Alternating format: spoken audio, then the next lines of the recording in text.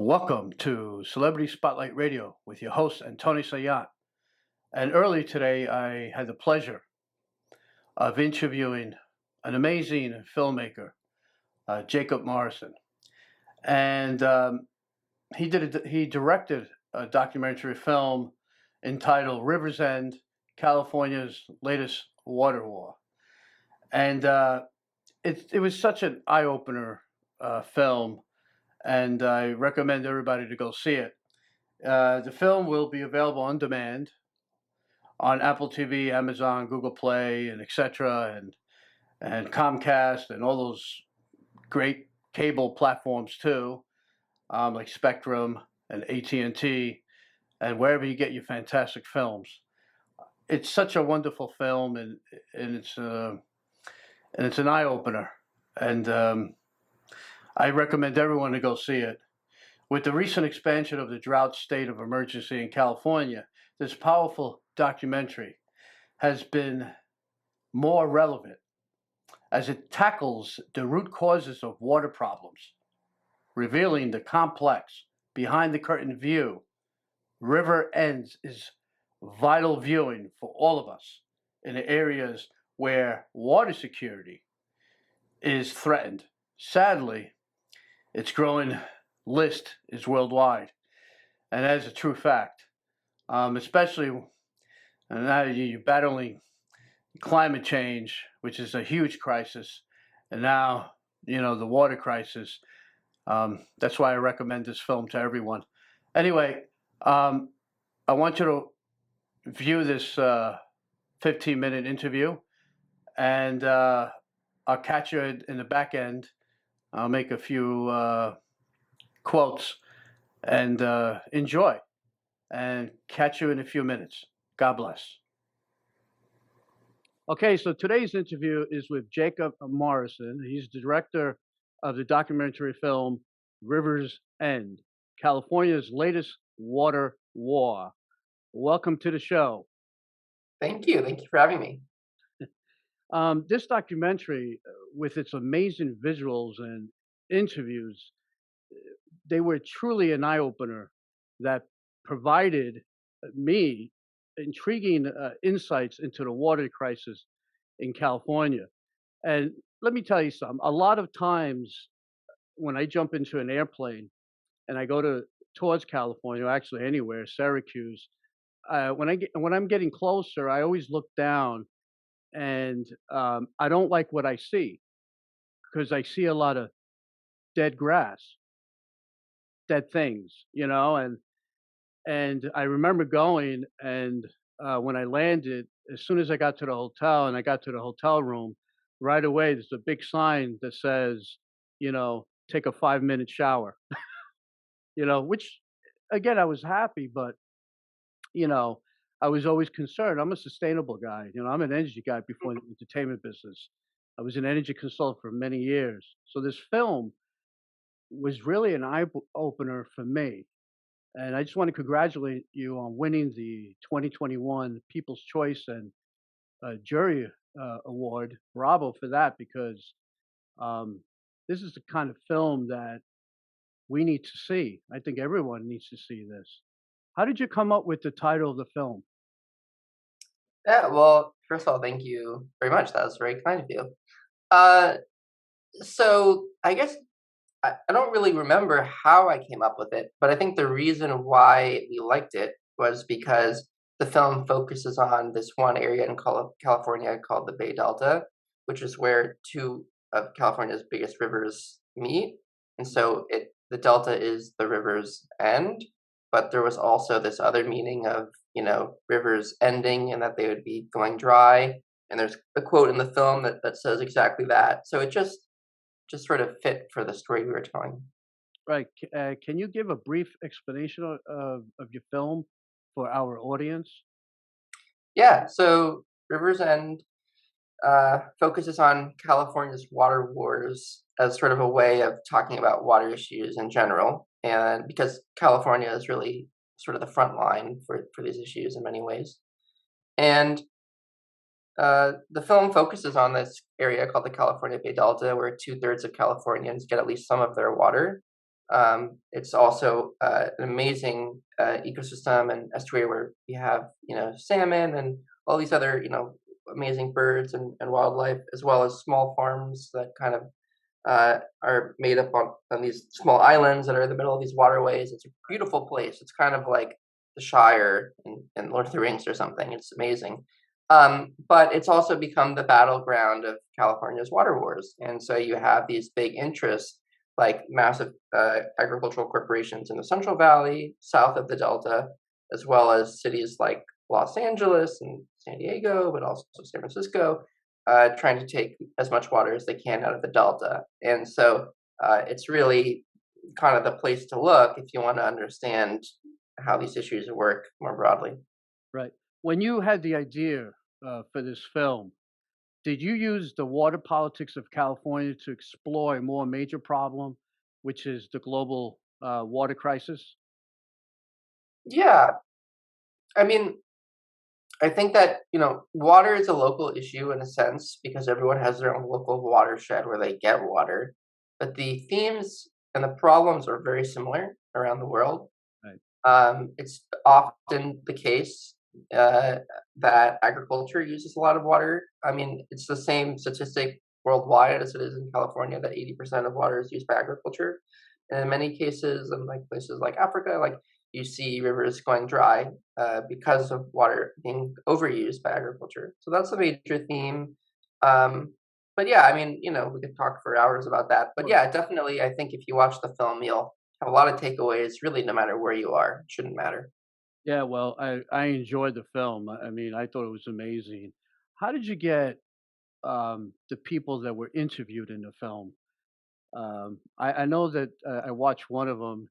He's like, I forgot what his name was, but he said, "Don't piss me off" or something like that. you know, uh, why did you keep that in the film itself? Did you want to show that? Like the pros and the negatives of people being interviewed. Well, I guess first of all, it was a long journey getting everyone in the film. There was like 70 people that we interviewed, and this was a project that started all the way back when I was in film school at USC. So it was just like every time you go and talk to someone and learn more and realize that there's another person you have to talk to or another field of study or something you didn't even think about. And you kind of go down the rabbit hole and learn and start to see the web of who are the people in power and what are the structures and the systems involved in this story. And I was very interested in that idea of like, what are the systems? Because it's not usually individuals that have so much power. Can be, but oftentimes it's like Westland's Water District or the Metropolitan Water District of Southern California that really control water in California. Anyways, so I don't know. I think the reason why I included that piece was because um, he was someone who supposedly works for the Coalition for Sustainable Delta, which is supposed to be a think tank that is researching the delta and and water issues in California, and um, but it's actually funded by the Wonderful Company. If you look at taxpayer documents, Sure. and the Wonderful Company is the largest farm in California. Wow. The Wonderful Company uses more water than all the homes in Los Angeles combined, and they grow things like almonds and pomegranates, and they also own uh, Fiji water. But that it was like it became clear to me that maybe he's representing a business interest, and he's not really trying to look at the science as it is. And so when I started just asking questions about, hey, well, what you're saying there doesn't really make sense given what I've heard from this person or what I've read here, that his response was, "Don't piss me off," I think says a lot about him and where he stands. So that was why I would include that. Yeah. Sure. What inspired you to tell this particular story? Well, so was really inspired during the height of the last drought, right around when Jerry Brown was declaring a state of emergency, which, by the way, we now have again in California. So it's interesting how that history it keeps repeating itself. And but I was fascinated reading about how there were towns in the Central Valley where their wells were going dry and they had no water, but there were neighboring farms that did have water because they were drilling deeper and deeper wells to drain that aquifer, which was then imperiling these towns. And just sort of the idea of the privatization of water resources and who got to control the water, I thought was very interesting. But I could never have imagined that I was making a feature film when I began. It just sort of, you just realize that that's the scope of the story, and then you just chase it. Right.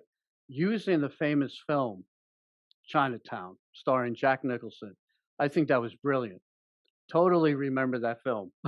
You Great know, film. and to think that the draining of the Owen Valley continues even to this day, to me, this is an example of human failure towards nature.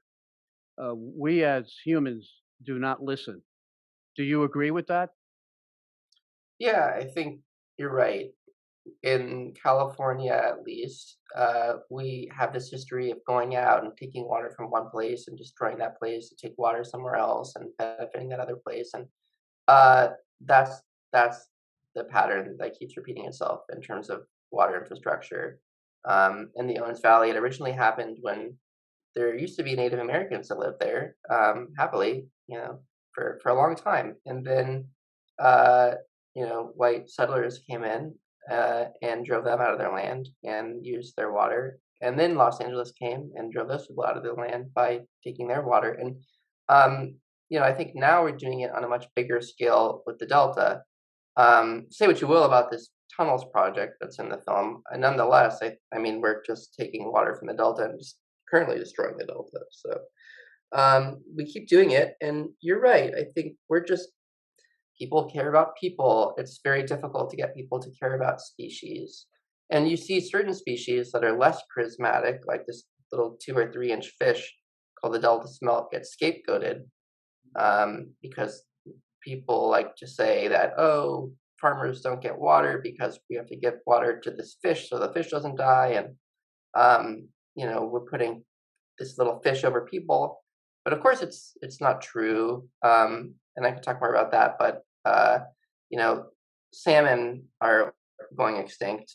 Delta smelts are basically already extinct, but because they're such a little tiny fish, it's a good scapegoat. I think what's happened is, I believe that people do not understand. Well, people do, but higher ups, when it comes to corporations, don't understand the theory of the ecosystem and the fact that when you have a certain fish that becomes extinct, it it sends a chain reaction all over to the Yeah, whole, even to the point where it even gets to us humans. So what they don't see is that the future might be us humans could become extinct. I think yeah, that's what it comes down to. Because I did not know that when they pulled the fresh water out of the river, that the salt water, the ocean water, was getting into the river themselves. I did not know that. I knew it. It does make sense if you think about it. Um, and I think that's what the danger is. Correct? Because then yeah. the farmers use it, and it's not good for the crops. Yeah, well, I mean, yeah, there's a lot there, but yeah, that issue is that the delta is connected to the ocean. So if you take more water from the delta, which and the delta is connected to these rivers, take more water from the delta, then the ocean water flows into the delta. The delta becomes more saline, and so in theory, then the aqueducts would be carrying salt water and not fresh water. So there's a very precarious balance of how much water can you take and how much do you have to keep flowing out of the river and out of the delta and out into the ocean so that the salt water doesn't come in. And it's unfortunate because people I think like to conveniently use that as like, oh, we're wasting all this water out to sea. Why are we flushing water out to sea when it could be used to grow more crops? But the reality is you have to have some water flowing out, or everyone's gonna have salt water. A, and then B, that assumption means that we just don't care about any ecosystem. I mean, if we wanted, uh, to not leave any water in our rivers, because that's what we're talking about, um, then you're right. I don't think humans would ultimately survive that. I mean, we like to think that we're this species that's like not a part of the animal kingdom and is completely outside of the How did ecosystem. you get your team together to produce this film? Yeah, okay. So originally it started with me and my producer and cousin Sam Fury. We wanted to do something together.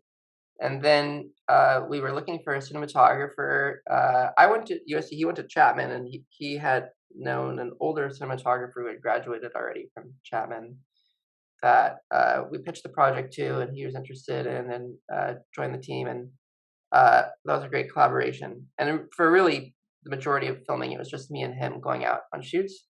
But at a certain point, after graduating, realizing we had a feature film on our hands, we knew we wouldn't be able to kind of just finance that ourselves. So, um, fortunately, I had been working on a excuse me, a television series, and I had met a producer named Kurt Kittleson, and at the wrap party, he asked me what I was up to, and I just like kind of told him about this film and mentioned it offhand, and he was like, "Oh, well, I'd love to start you off with some money," and I like kind of couldn't believe it, but it ended up being real. He wasn't just pulling my leg, and yeah.